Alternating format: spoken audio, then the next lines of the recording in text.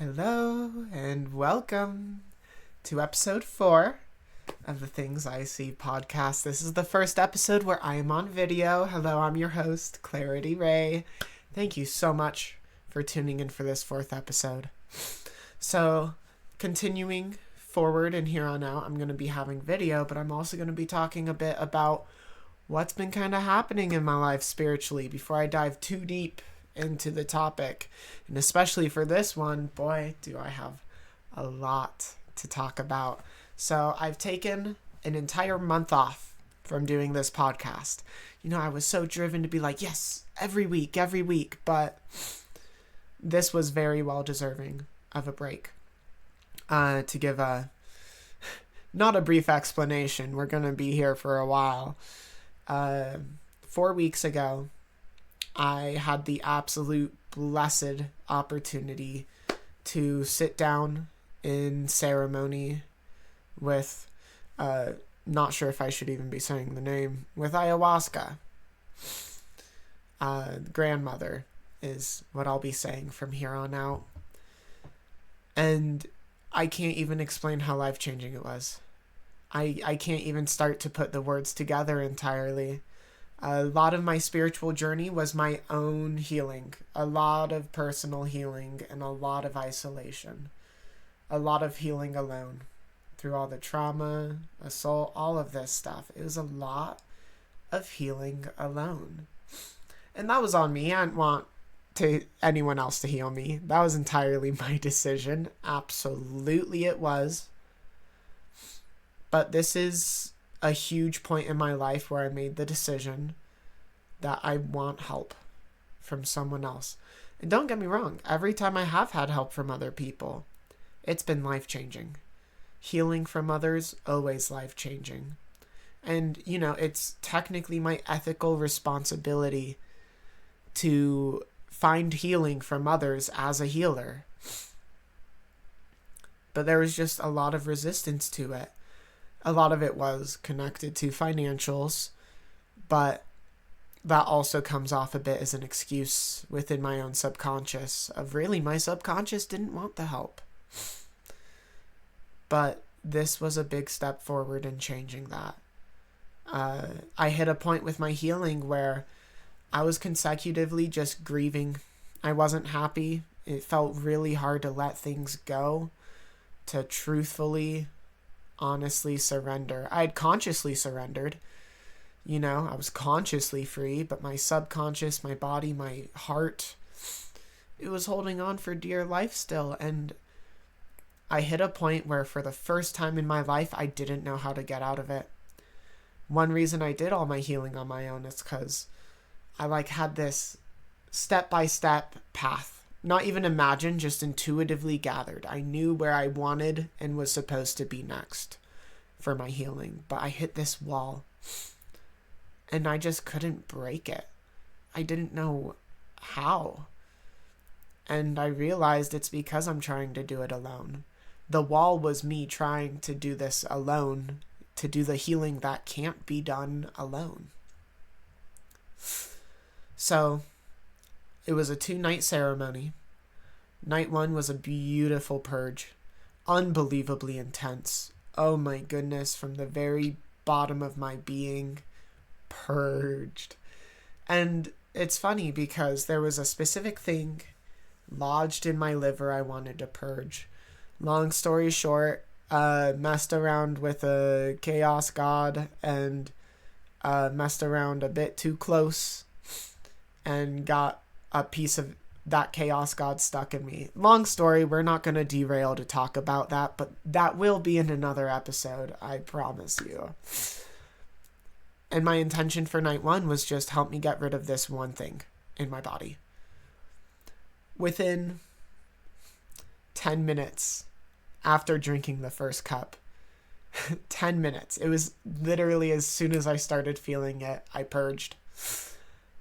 And it pulled that out. I could tell it left instantly, and I could hear grandmother's voice say, "Oh, that's just the first step," in the most playful, caring, and loving way. And the rest of that ceremony was so intense. Lots of heavy purging. Lots of very, very deep physical purging.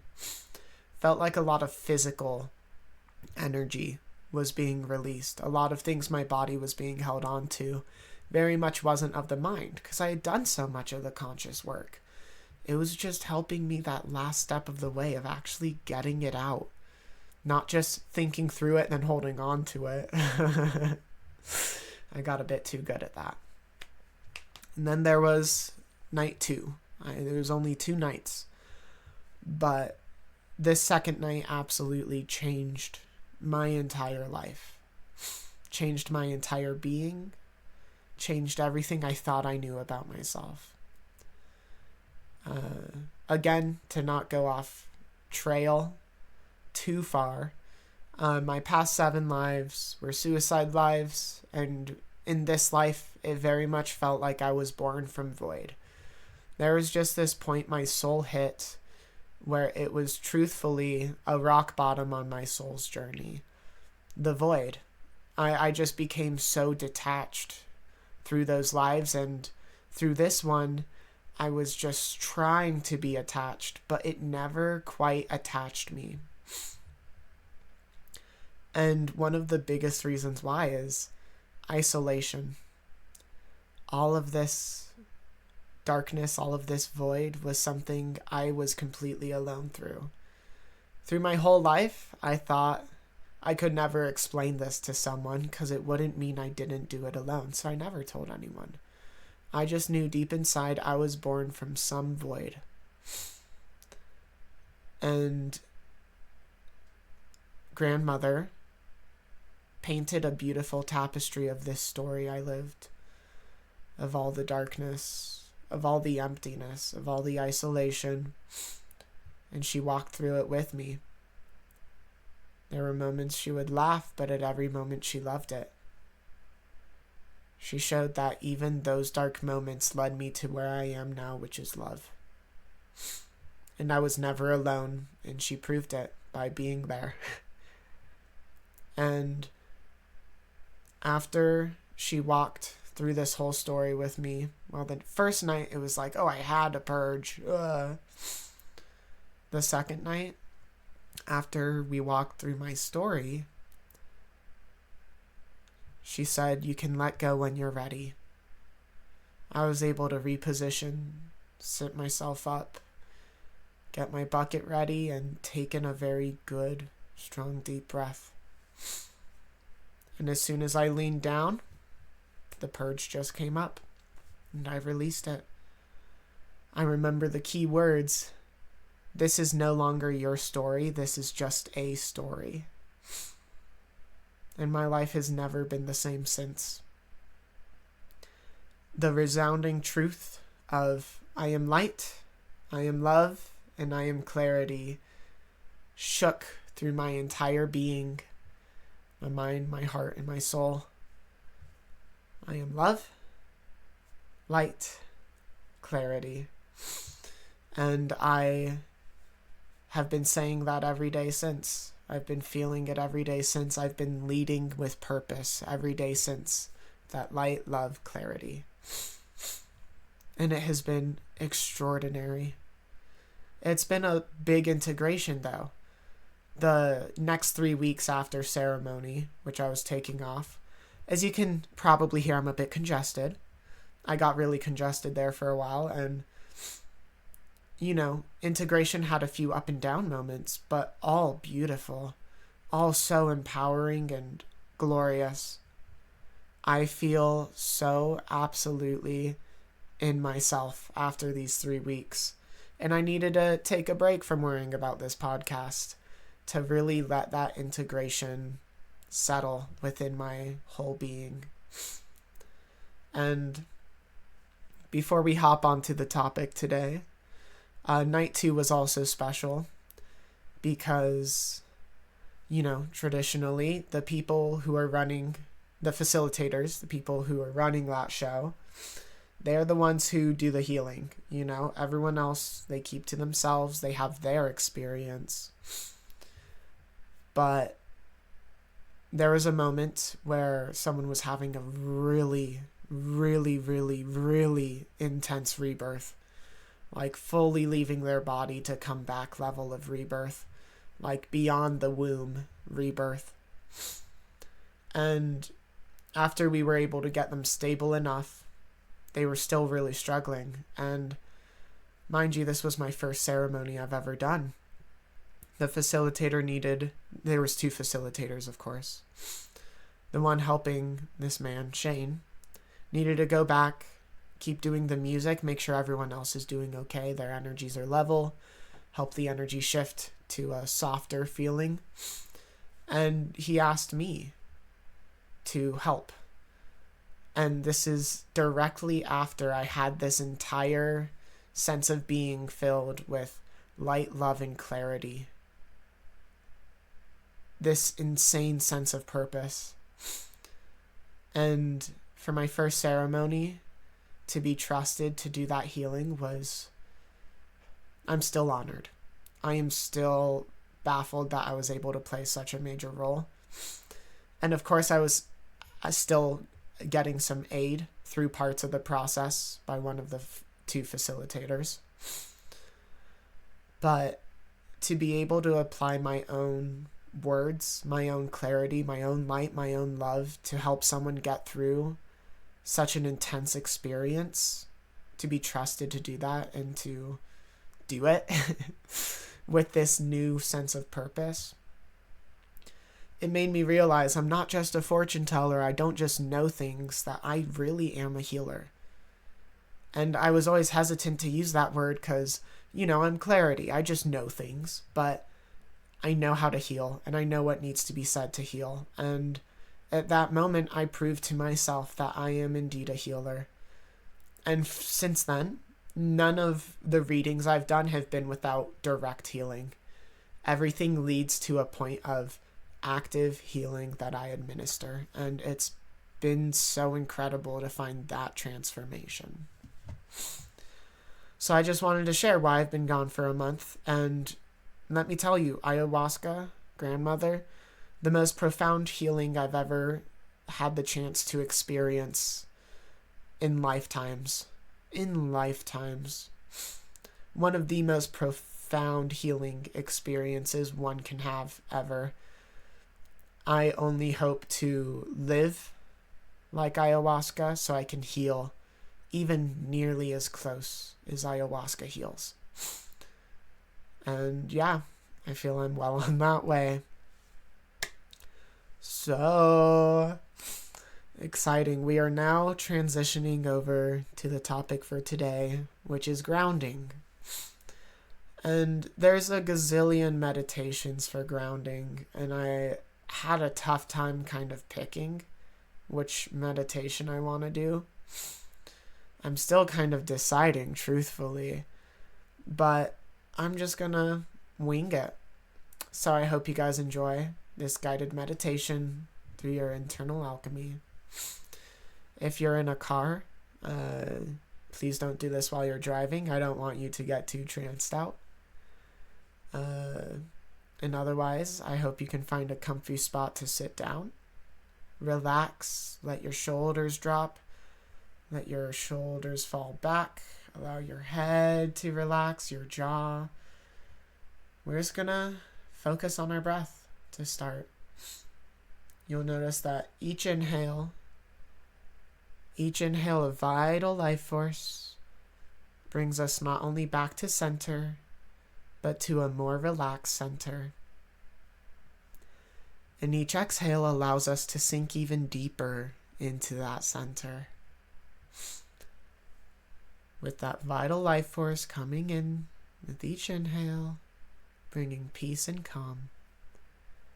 And each exhale allowing us to release and surrender into that peaceful, calm feeling. As we allow our eyelids to rest and close, we want to start right at our eyelids by bringing our awareness to them. You might notice that as you bring your awareness to your eyelids and eyes, you might feel a slight buzz behind the eyeball, maybe a slight flicker of the eyebrow or eyelid. And as we gather this awareness behind and in front of our eyes, we want to imagine that this awareness finds its center on the bridge of our nose, and it starts traveling down that bridge. Each inhale, allowing that awareness to move smoothly and effortlessly downwards, across our nose and across our lips. That awareness guides down our chin, across our throat and neck. And as it keeps traveling down, we're going to allow it to pass by in between our lungs, in between our heart and our liver, moving ever so much downward. The further down our awareness goes, the more centered we feel as it moves down across our diaphragm, that solar plexus region. It moves across and down our abdomen, bringing us more and more to center. And as this feeling, this awareness reaches our hips, we want to allow this awareness to start gathering in our hips, where we generate and hold a beautiful pool of life force. This life force pool, made of energy, swirls around in spirals, almost like a vortex. And we want to connect to that feeling in our hips of this energy swirling around on that pelvic floor, from the left hip to the right hip, to the left and to the right. Get in touch with that swirling energy. And as it swirls, it only builds up more and more energy. You might feel a slight sway as this energy builds from one hip to the next.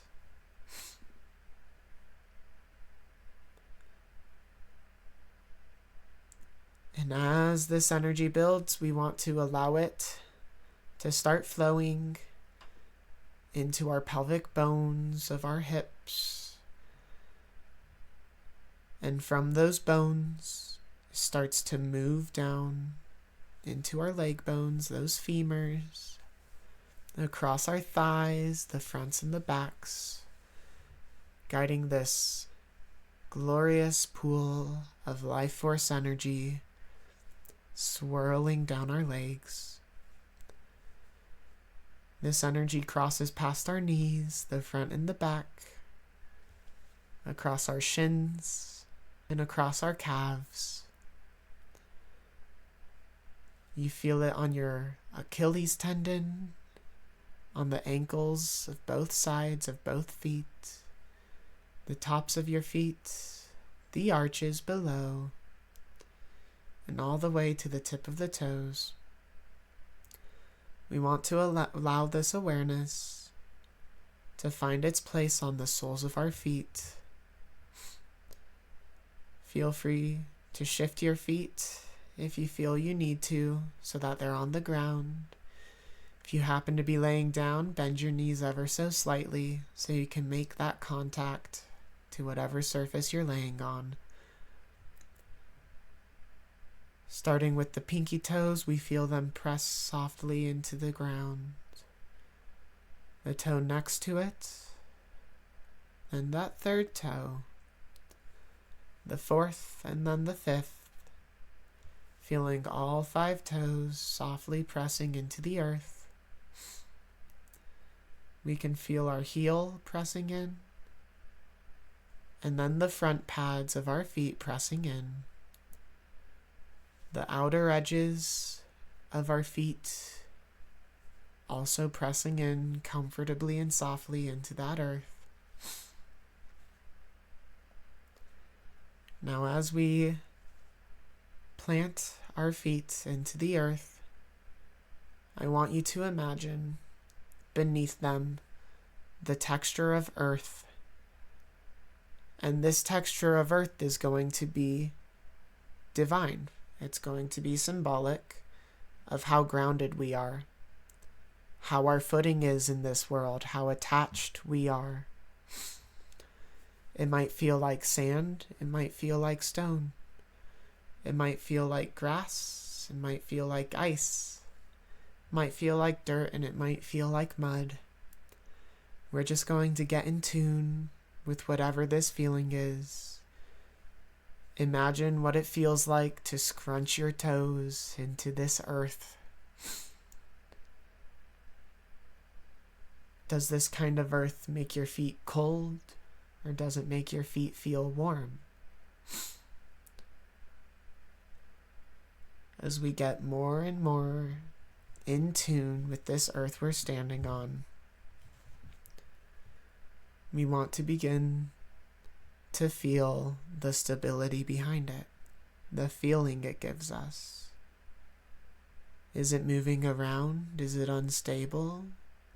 Maybe it's a bit too hard on the feet. All of these symbolize forms of attachment.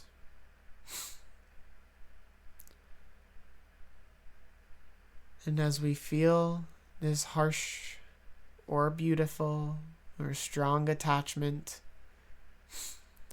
I want you to imagine that to your right, with your third eye, there's a door.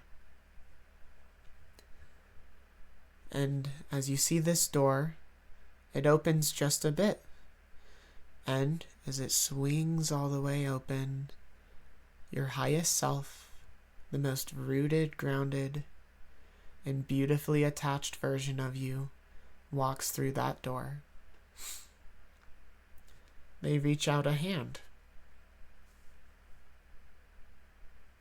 Whether you take their hand or not, it is your time to now follow them as they guide you through this door to the grounded center of your highest, most centered self.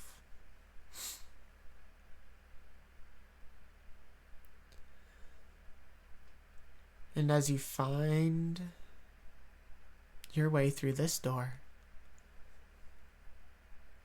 you'll notice you're now in a new environment.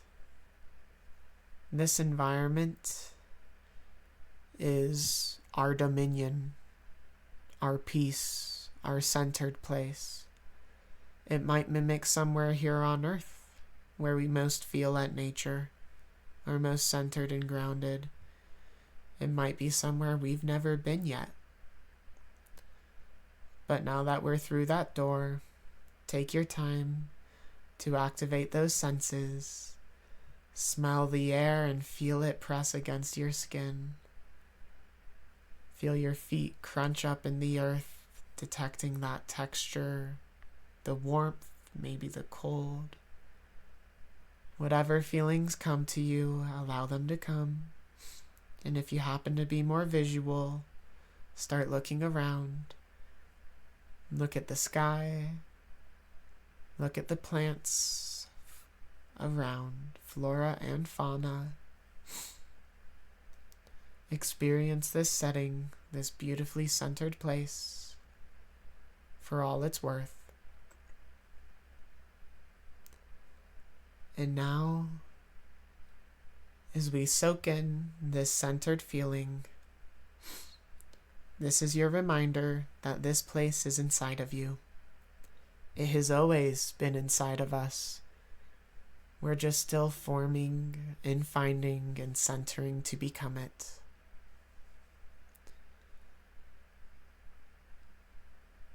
As we take in this last beautiful view of this place that has always existed within us, this beautiful centered self, it is now time to bring this sensation, this centering back to our body. Starting at 0 and working up to 5, I will count you up and out, guiding you back into the present moment. Starting with 0, we take this centered feeling deep within us and bring it with us as we come back to our conscious self. 1, we walk out of that first door we came through. 2, we leave this divine realm and re-enter our body. 3, we reconnect to our breath and feel the nerves and muscles in our body. 4, you remember the space you're in, here and now. And 5, whenever you are ready, open your eyes, take in a deep breath as this beautifully centered self you know you have inside of you.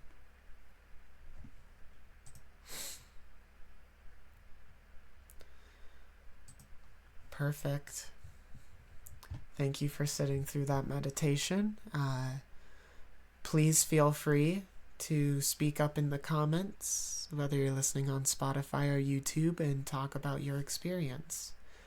One of the key points of this podcast is to help people be understood and be not alone in this beautiful, energetic journey. We all perceive energy differently, and the more we talk about it, the more other people can understand it, and then the more they understand themselves. So please share, and I'll definitely leave a reply. If you have any questions on what you may have seen, I will give you the answers and the clarity you're looking for. So, moving on to today's topic of grounding. I'm going to start by saying grounding is inherently a scary thing for many people. And that's totally okay. If you're a bit scared of grounding, let me tell you, I was too before I started grounding, and now I kind of can't get enough of it. It's amazing, but it is indeed scary. There's a very common trend in our times where people want awakening. They want the answer to it all. But in awakening, don't get me wrong, some people are grounded and need the awakening. Some people are born grounded. But there are far too many people who are born too awakened. That's right, you heard me, too awakened. They can't get out of their minds. They're dissociated. They're stuck. They overthink. They don't know where to go. That is awakening without grounding. And a lot of these people will be given the wrong information. They'll be told to go north, to keep going up, keep finding the awakening, but they keep going the wrong way. This is our center. The further we go away from it, the longer it takes to walk back to that center. And that's the big thing I want to start with. There's a chance, if you're listening to this, you are already well awakened. You were probably born up here rather than down here at your root. Many people I know are, especially healers, empaths. People who tend to dissociate have the same thing. It's that loss of self, the lack of attachment. And awakening only provides more lack of attachment. It is very feminine in nature, in my view. But it's meaningful. It's just lacking the purpose, which is, in my view, the masculine. And mind you, masculine and feminine are interchangeable. Many see the masculine as the divine and the feminine as the earth. Absolutely. But they interchange in many ways based on individual traits. It's quite beautiful to see. So, I am here to tell you, you might be going the wrong way. You might be walking the wrong way. If you feel you're just getting more detached and you're looking for an answer, the answer isn't up, it's down. because you're already up. You need to find the earth. It's just like a tree. If a tree has no roots and it touches the heavens, how long is it going to stay up in the heavens before it just falls over? Not very long at all. Then we can create a new identity and regrow that tree with no roots yet again, and fall yet again. It is so important to build roots, and this is my message to everyone who's already awakened. You're not going to lose your awakening by grounding.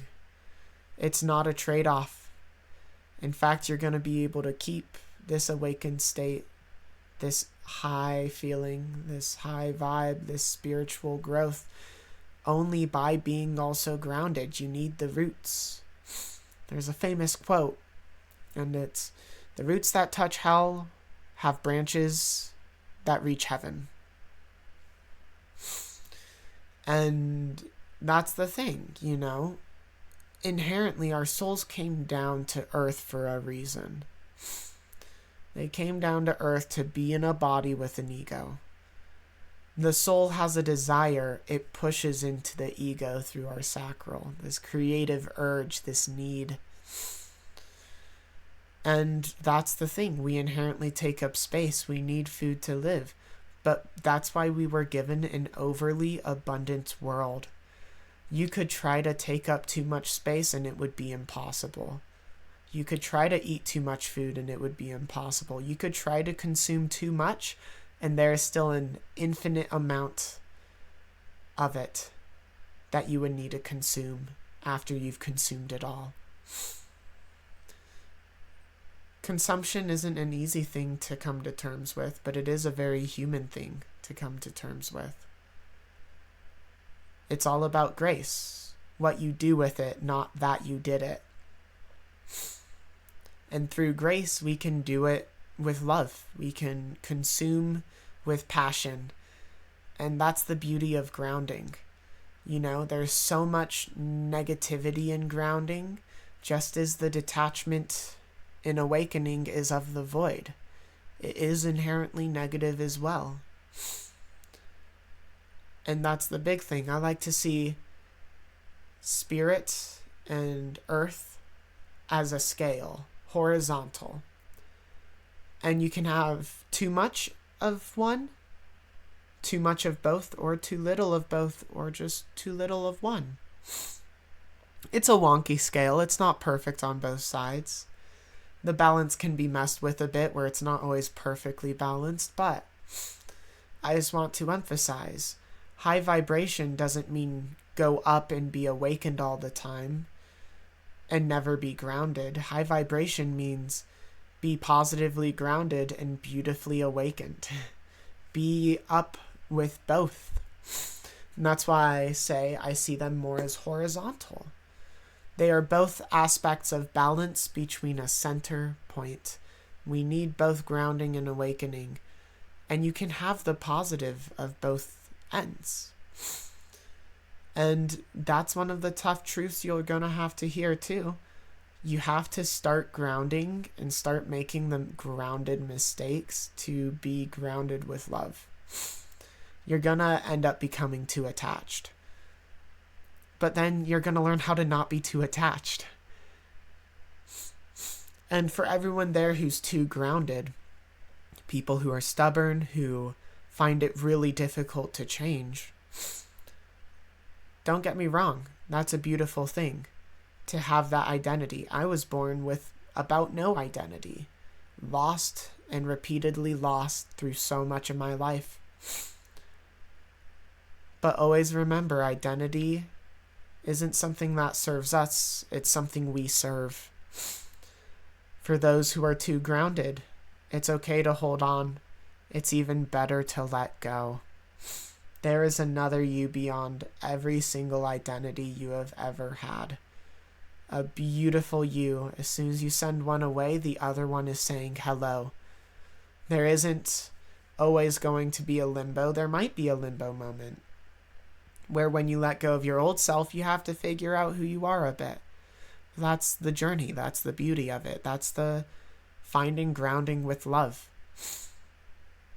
So for everyone starting from the grounding side, I don't have the experience to guide you directly from my experience, but I do know the opposing way. And I have found grounding and have had to walk back from it as well. Attachment is sweet. It's like fruit. Awakening is detaching from the fruit. It's saying, I don't need fruit. But you want fruit. And that's the beauty of grounding. It's, I want it. So you get to have it. There's enough fruit for everyone. And that's the ultimate beauty of that balance. To not need the fruit, but to get it because you want it. To attract it anyways.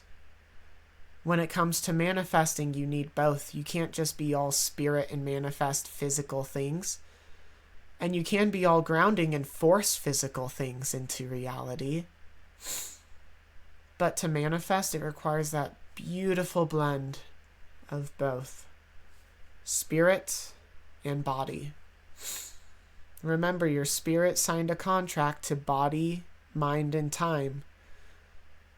When it came down to earth, it signed up for this body. It signed up to consume. It signed up to learn lessons. And the only thing that makes those lessons so beautiful is that we get to eat the fruit of the earth while we do them. We can just detach from the sweet things on earth and just go through the lesson and be miserable in spirit. Or we can be bountiful in spirit, abundant, appreciate the abundance around us and partake of it. Eat the fruit, eat the sugary thing, enjoy. There's a balance to it where we're not loading up on just sugary things and pleasure, but you're still supposed to be pleased. I used to take pride in the idea of not being satisfied, but really that was my own lack of identity. It was me on an infinite run away from who I could be, who I knew I was but didn't want to know I was. But with having both, I have found such a beautiful satisfaction, and it hasn't slowed me down one bit. It's actually made me go faster than I ever have without burning out. That dissatisfied feeling you want to hang on to force things that you want into existence through grounding, or to just not bother with the detachment of awakening. It's trying to be dissatisfied because when you get to choose you're dissatisfied, you're in control. But with satisfaction, you're choosing to be happy with not being in control. Where you have to have the option of being in control with that grounding, and then you have to choose to not be in it. It takes the beautiful awareness of both to find that beautiful in between of both.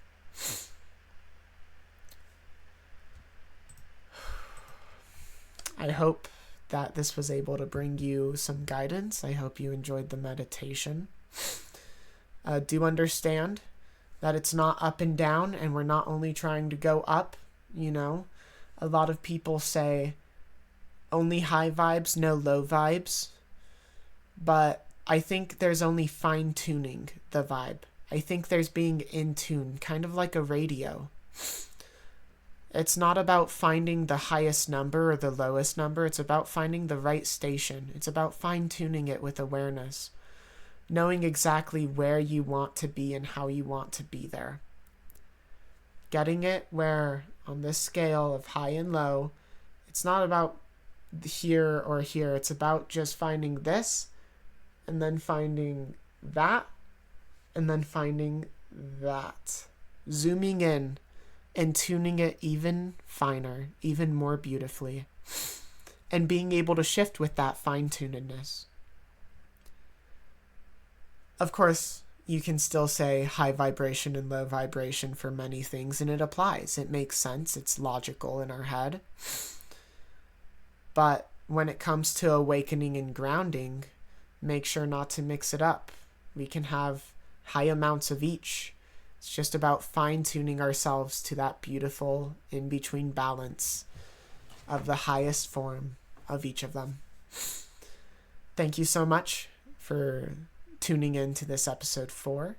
Again, Please feel free to leave a comment about your meditative experience. I'd love to hear it. If you happen to have any questions or topics you want to hear about, my name is Clarity. I happen to know quite a few things, and I would love to answer your questions or even make an entire episode on what you want to hear about. Feel free to subscribe, and if you like the video, leave a like. And if you would like to see any of the meditations from these podcasts, not all of them are uploaded, but I tend to upload them separately and give them their own videos. So I have the Mirror Room and the Three of Cups meditation on my channel.